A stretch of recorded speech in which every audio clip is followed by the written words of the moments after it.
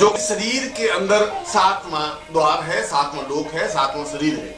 हम केवल ऊपरी शरीर को ही देख सकते हैं, आंख नाक कान हाथ पांव, मगर इसके नीचे दूसरा जो शरीर है वह भी उसी प्रकार का आंख नाक कान पांव से युक्त है। फिर तीसरा, फिर चौथा, फिर पांचवा, फिर छठा और सातवां जो सत्यम है वह अपने आप में पूर्ण ब्रह्मानंद है, पूर्ण अखंडानंद है, अपने आप में पूर्ण चेतनता युक्त है। और जिसको ईशावास्य उपनिषद में कहा है पूर्णमदः पूर्णमिदं पूर्णात् पूर्णमुच्यते, यह पूर्णत्व प्राप्त कर देने की क्रिया केवल इस सातवें लोक पर पहुंचने पर ही संभव है, जहां पर किसी प्रकार का विकार नहीं है, जहां पर असीम सिद्धियां उसे प्राप्त है, जहां पर वह जिस प्रकार से भी चाहे ब्रह्मांड में विचरण कर सकता है, जिस प्रकार से भी चाहे हलचल पैदा कर सकता है, जिस प्रकार से भी चाहे अपने शरीर के हजार हजार रूप धारण कर सकता है, अपने आप को छोटा रूप बना सकता है, उस छोटे रूप को वापस पूर्ण रूप में बदल सकता है।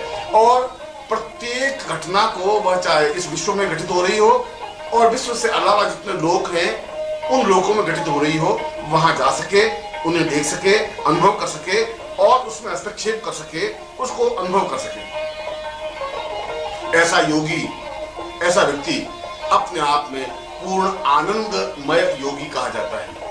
और यह सब कुछ इस जीवन में संभव है और यह सब साधना के माध्यम से निश्चित है। और यदि ऐसा जीवन प्राप्त हो जाता है फिर जीवन में और किसी प्रकार की न्यूनता रहती ही नहीं, क्योंकि उसको तो हजार हजार सिद्धियां प्राप्त होती हैं। वह चाहे करोड़ों रुपए, स्वर्ण, धन, वैभव, यश, सम्मान प्राप्त कर सकता है और वह कर सकता है आनंद की अनुभूतियां। वह विज्ञान में पूर्णता प्राप्त कर सकता है तो ज्ञान में भी पूर्णता प्राप्त कर सकता है। ज्ञान और विज्ञान दोनों उसके सामने हाथ बांधे हुए खड़े रहते हैं। वह केवल विज्ञान के माध्यम से ही नहीं, वह स्वयं विज्ञान में बन जाता है और ज्ञान के माध्यम से नहीं, वह स्वयं ज्ञानवान बन जाता है। इसलिए उसको ज्ञान मंत्र कहा जाता है, इसलिए उसको विज्ञान मंत्र कहा जाता है, इसलिए विज्ञान और ज्ञान का पूर्ण चैतन्य स्वरूप कहा जाता है। जब विज्ञान और ज्ञान पूर्ण रूप से एक दूसरे में समावेश हो जाते हैं, वह अखंड आनंद है, वह सत्यलोक है, वह सत्य द्वार है। मगर यह सब क्रिया अत्यंत जटिल, अत्यंत पेचीदी और अत्यंत श्रम साध्य है, क्योंकि यह यात्रा का स्थान नहीं है। यह तो अपने आप में बाहरी देह को भुला करके दूसरे देह में पहुंचने की क्रिया है, फिर दूसरे देह को भी निर्जीव करके तीसरे देह में पहुंचने की क्रिया है। यह साधक अपने आप में नहीं पहुंच सकता। इसके लिए यह जरूरी है कि उसके पास सक्षम और समर्थ गुरु हो। उसके लिए जरूरी है कि वह उस गुरु को पहचानता हो। इसके लिए जरूरी है कि उस शिष्य में पूर्ण आत्मसमर्पण हो।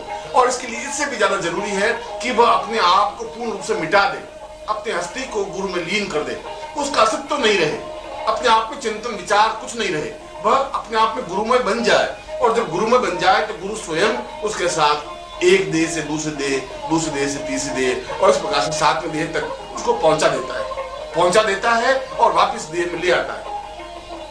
यह साधना की क्रिया है। यह गायत्री मंत्र का मूल स्वरूप है। गायत्री मंत्र केवल रटने की क्रिया नहीं है, गायत्री मंत्र को उच्चारण करने की क्रिया नहीं है।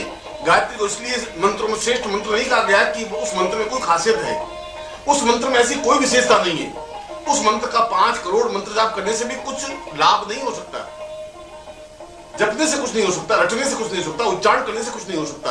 उसका जो मूल अर्थ है उसको समझने से सब कुछ हो सकता है। और उसका मूल अर्थ यह है कि हम किस प्रकार से अंदर जाए, ये रास्ता बताया है।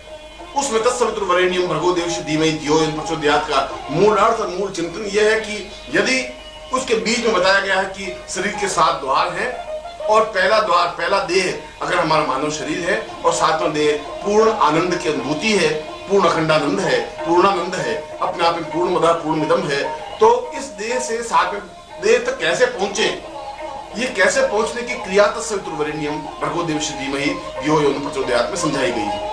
ये तो खैर आगे का विषय है, मगर इसको समझने के लिए भी गुरु की जरूरत है। वह गुरु जो खुद 7वें द्वार तक पहुंच चुका हो, वह गुरु जो अपने आप में पूर्ण सक्षम हो, वह गुरु जो प्रत्येक ब्रह्मांड के किसी लोक में पहुंचने की क्षमता रखता हो और दूसरों को भी ले जाने की क्रिया जानता हो, दूसरों को समझाने की क्रिया जानता हो। समय मिले तो गायत्री मंत्र की भी एक माना करें, मगर गायत्री मंत्र का अनुष्ठान उचित नहीं होता। मैं आपका कभी इस मानस को क्लियर करूंगा। गायत्री मंत्र अपने आप में सविता मंत्र है, सूर्य मंत्र है।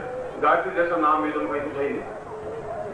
सूर्य का नाम और गायत्री मंत्र अगर पढ़े भूर्भुवस्वतः भर्गो देवस्य धीमहि धियो यो न प्रचोदयात्, तो उसका अर्थ यह है कि हे सूर्य, आप मेरे हृदय के अंधकार को दूर करके उसमें प्रकाश भरे।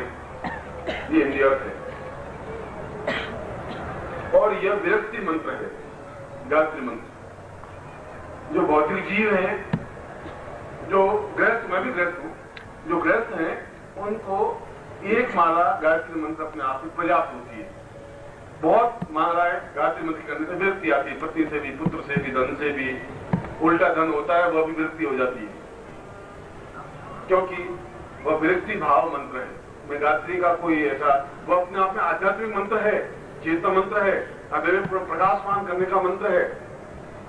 लकड़ी का टुकड़ा दीवार पर लगाने के काम आता है, मिठाई खाने के काम, दोनों चीजें थाली में रखी हो, कौन सा क्या काम आता है। तो गायत्री मंत्र अपने आप में एक या दो माला पर्याप्त होती है गृहस्थ के लिए, क्योंकि उससे विरक्त होने की जरूरत नहीं है। गृहस्थ में रहते हैं, हमें तो अनुरक्ति है, मैं चाहते अनुरक्ति रहे, पत्नी से रहे, पुत्र से रहे, परिवार से रहे, घर से रहे, मैं चाहता हूं। इसलिए उसकी मैं एक माला कहने के प्रति मेरा भाव ये होता है। बाकी उस मंत्र के प्रति, उसके चेतना के प्रति तो मैं नमन हूं, किसी भी मंत्र के प्रति, मगर उसका एक चेतना बता रहा हूं, उसका अर्थ भाव क्या है, क्योंकि उसको शास्त्रों में विरक्ति भाव कहा गया है। सन्यासियों के लिए पूरा अनुष्ठान, 24 लाख अनुष्ठान मंत्र जाप करने के लिए कहा गया है। और आजकल तो बड़ा सस्ता सौदा है, मथुरा में आप चले जाए, 2 रुपए में 1000 गायत्री मंत्र जपते हैं। 2 रुपए दीजिए, मेरे नाम से गायत्री मंत्र देने का जपते हैं। ये आपकी जो मंत्र दिया है, इसका आप किराए पर लगा दीजिए एक आदमी को, ये 5 रुपए लीजिए, भैया मुझे टाइम नहीं है, तो मंत्र जप कर लेना। ऐसा चलता है आजकल। तो मैं आपको वो विधि भी बता देता हूँ, सीधा सरल विधि, कि आप किसी को दिया, मजदूर को ठेके में रखा, जब देना। आप कुछ रोटी खाएंगे तो आपके पेट में जाएगी, दूसरों की रोटी खाने से आपके पेट में नहीं जाएगी।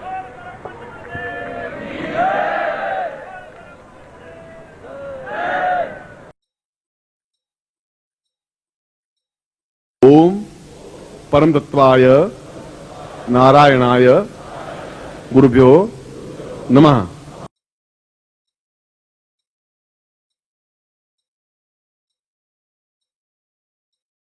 ओम ह्रीं मम प्राण देह रोम प्रतिरोम चैतन्य जाग्रय ह्रीं ओम नमः।